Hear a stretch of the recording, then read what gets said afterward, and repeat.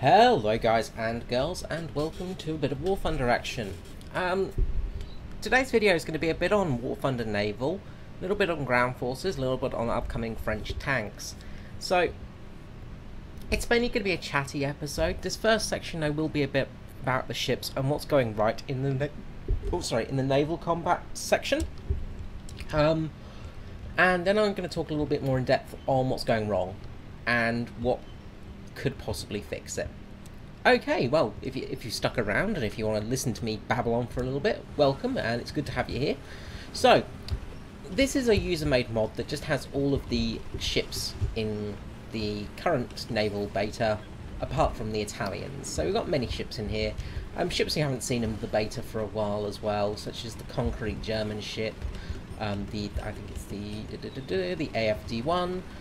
There's also the little Russian submarine type looking boat as well in here somewhere, lurking down there. Where are you? Where have you gone? There you are, the G5. So there's a couple of interesting little boats around, which is really nice to see. Some things you don't see very often. They've not really been in the beta for a while. What I wanted to talk about is what's going right in the naval stuff. And that is the damage model and damage physics of the ships. Now I'm saying ships specifically because that's what I feel they've done a really good job on. The boats, not so much. Let's just fire a few salvos off at this Yugamo over here. Now let's fire a shot off at its main guns over there. Boom! Main gun destroyed. And you can see the damage effect and everything like that. It looks really good. Let's fire off at the superstructure here. Again, you get some damage effects. Not as much as I hoped, actually. I wanted to hit that, wanted to blow off the lifeboat. But you can see the lifeboat is damaged. There's damage to the woodwork of it. There's some damage around the areas. Awesome. And that is amazing. They've done an amazing job on the damage physics. Now, the other thing that they've done a really good job on is the flooding physics. So let's fire off a few rounds at this Yugamo. Fire off at the bow section. Some quite loud booms going on here. We're going to take out most of the front of this ship. Now, a really neat thing about this is when you turn a section black, you're no longer really damaging the ship, it says. But you are. You're causing damage by flooding. And that's kind of cool. You see the anchor flying off there. Now look at these massive holes. Now I'm using a 150mm gun here. Just to really show off the effect. I'm using the Sturmpanzer here. Just to really show off the effect. And you can see some of those holes have gone straight through the ship as well. Some serious damage to this Yugamo here. And this is going to cause some serious damage in a few moments because it's going to start to list. And once the water starts rushing in, she's going to start listing more and more. Now we'll just put a couple of holes in the back here as well, just to make sure.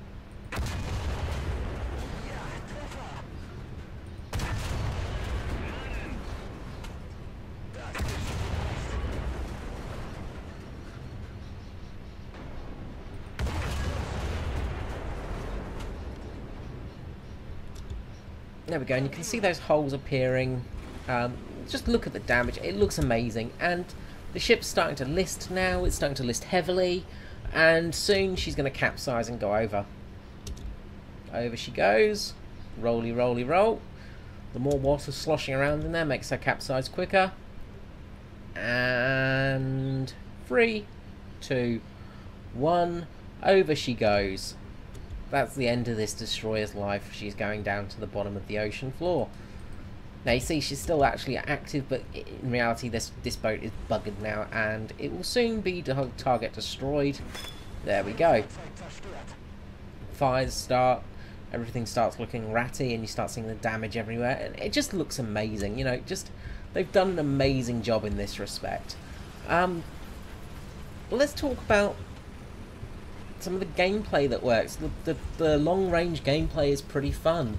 Having those big dueling battles across the ocean, having to get those rangers in sight is really fun. For me personally, that's been some of the most fun, actually getting like a good hit on the ammo racks of a target long distance. You know, you're firing off at, say, the tribal over there at like 3 kilometers, 4 kilometers, and that's really good fun. So yeah, that aspect's really good. The aspect where you're saving the cargo ships, again, that's really interesting gameplay. It's something different, something we don't have in the game as much. You know, escorting AI ships around. That's really, really neat and really enjoyable. So those aspects are really, really good. Now we're going to start talking about the stuff that's not so good. And that mainly is the PT boats. They're not really working. And it's a shame. They work okay in certain sections, but for instance, we're just going to back up here and just look at the Type 96 over there, the T-14. You've got a single, I think it's a 20mm gun on top, which has about 25 rounds in it. You have 2 torpedoes and a couple of depth charges. Depth charges aren't that useful in all honesty unless somebody drives straight over them. Torpedoes, yes, they are effective, but the 20mm gun is hopeless. Let's look at the Elco PT boats. The Nasty, for instance, you've got 40mm Bofors, you've got the 20mm, you've got the 50 cals on there. This thing has a lot more guns on it, and it can actually deal more damage. Doesn't have torpedoes, but the guns more than make up for it. Just the standard PT boat here, you've got the dual 50 cals, you've got the 40mm, 20mm. You've got torpedoes, you've got some seriously good weapons. There's a lot of disparity between the vehicles, and you can say that in tanks we have that effect as well, because, you know, the Japanese tanks are very weak compared to the American tanks or the German tanks, and yeah, that's I'll get into that in a moment. The biggest problem, though, is when it comes to fighting one of these PT boats in a destroyer, because what will happen is you'll get one shot. Okay, that actually bounced. That's amazing. I've not had anything bounce a shot yet. I don't know how the heck a wooden boat bounces a shot like that, but oh well. I think the Fair Mile actually had a little bit of metal around it, actually, so it might be okay there. I'll just go from a slightly more side shot this time, though. Just aim midship. Boom. Now, when you look at the destroyers, especially things like the tribal class here, you've got 2, 4, 6, 8 guns. 8 main guns, 120... I think they're 120mm off the top of my head. As well as the 40mm Bofors there, the 20mm guns. It's brimming with weaponry. And these boats don't stand a chance. You can cause a bit of damage with a couple of the 40mm and the 20mm occasionally, or you can get a lucky torpedo strike off. But when you can just have a boat just go like that and take out pretty much your whole ship, it doesn't work that well. And that's where the problem really lies. You know, if that hit had come when we're playing, this ship is essentially dead. You see there, it only takes 2 shots to really kill this thing. And that's where it really becomes problematic for the PT boats. So what can we do to make it better?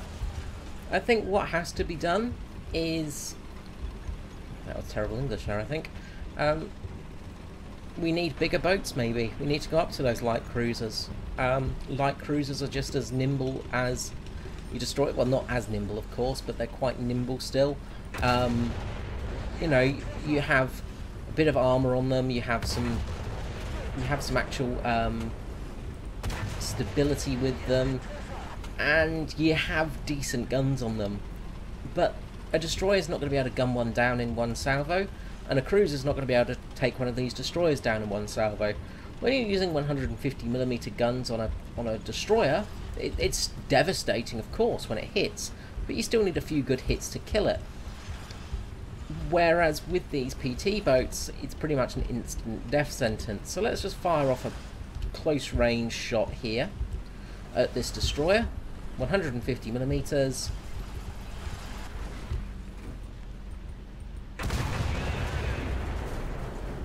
Boom, we make a big hole in it, but we don't cause mass damage. Now, of course, flooding damage will happen, but that's not the end of it. If we use high explosives, Few shells there. Of course, we've blacked out this section. This compartment is ruined, but the ship is still able to function. So it's not a one-hit kill every time. Whereas if we were using a high explosive shot on any of those patrol boats, let's just go for the MZ1 there. It's a relatively big boat. Taking out the top of the ship, we've taken out most of the guns, we've taken out pretty much the entire crew. Let's just fire another shot in. Second critical hit, fuel tank's on fire, this boat is absolutely ruined. And last shot, we've destroyed it. And as I said, most of these destroyers have more than one gun, so when you're firing off a salvo, 2 or 3 rounds will hit. Another thing I noticed recently is look at the oil on the water. Oh boy, does that look good. As I said, they've done some amazing work, but at the same time, there are so many issues.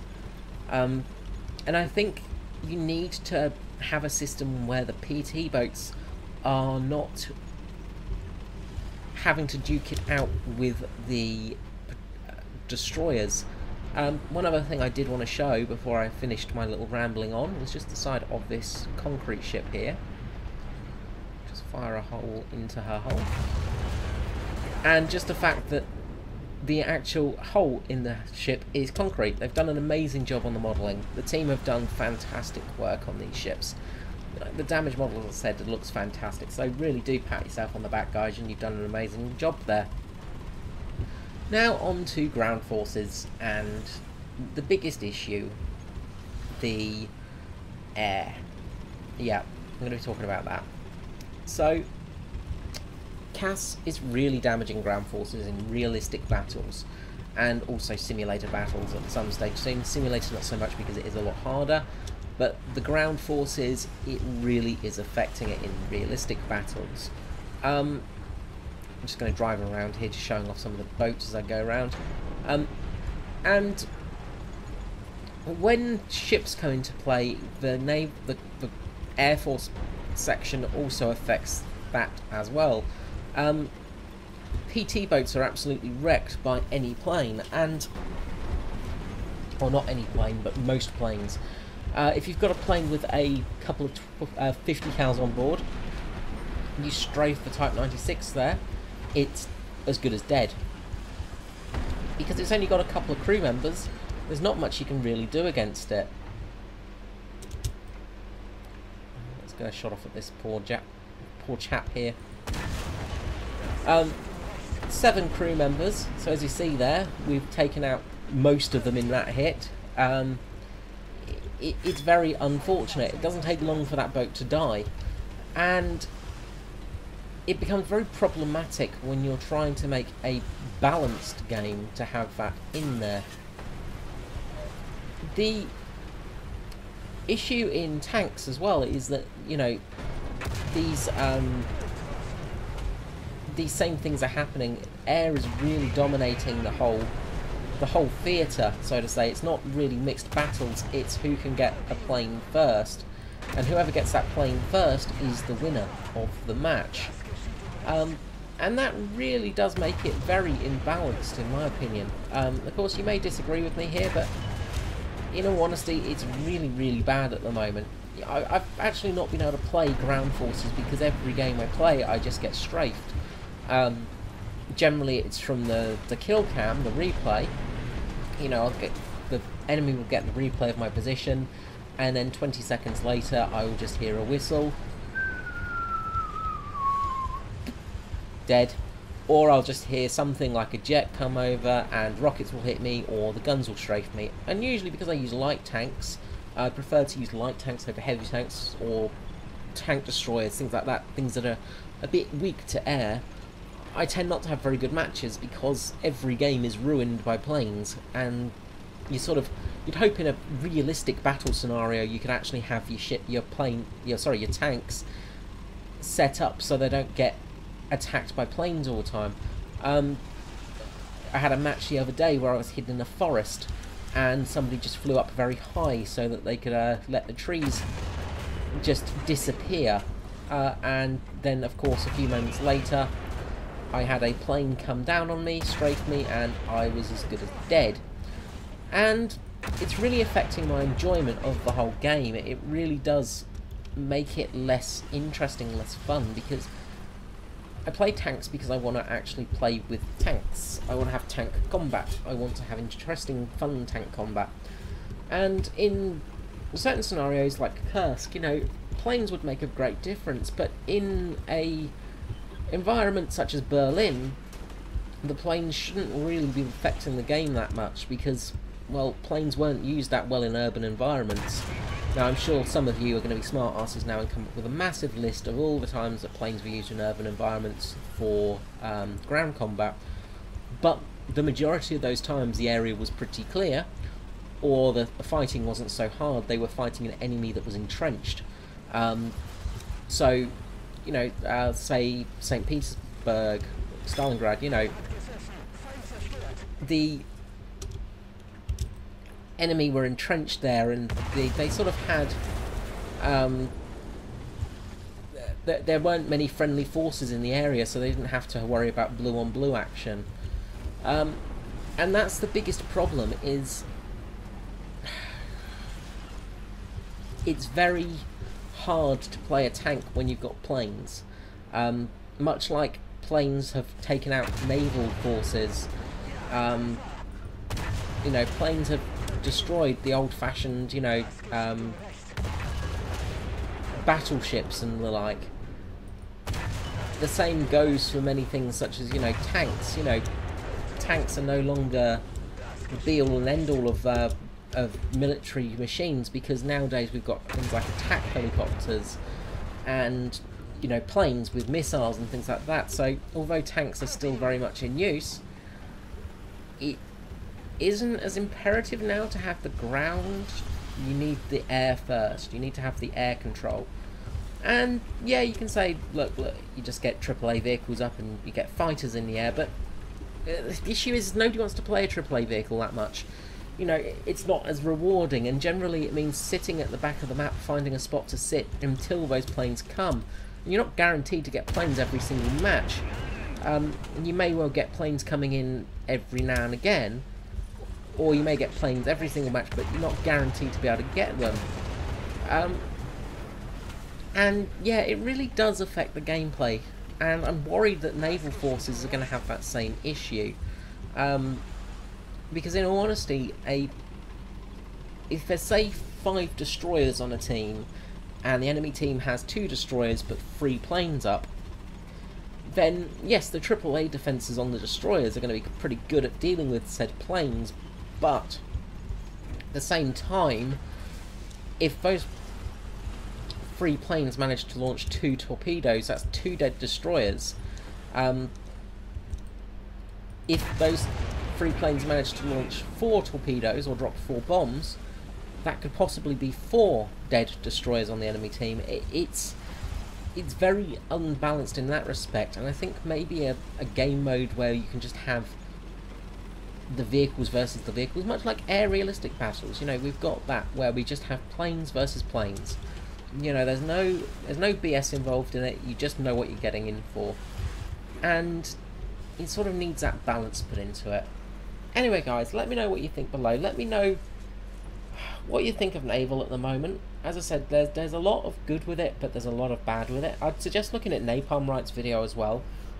He did a very good video on the naval combat after all the beta testing, put in some good suggestions and things like that for the whole system, just to make it a little bit more fair and balanced, because at the moment it's horrifically bad. And he had the same sort of opinion as me. You know, we need cruisers, we need something a bit bigger, we need something with more weight to it. The ranged aspect of the game is really good. The ships look magnificent. You know, just look at the door being blown off their hinges, and just the damage there of the towers. It looks amazing, you know, and the whole ship listing, you know, all that's really good, but it's not enough. You need fun gameplay, and really what happens in naval combat is it's just a spawn camping session, because what you'll have is a destroyer getting into the spawn and just sitting there and destroying all the PT boats as they come in, and it just, yeah, it's really not that fun. Alright guys, let me know in the comments below what you think, and I will see you next time. Have a lovely day. Bye bye all.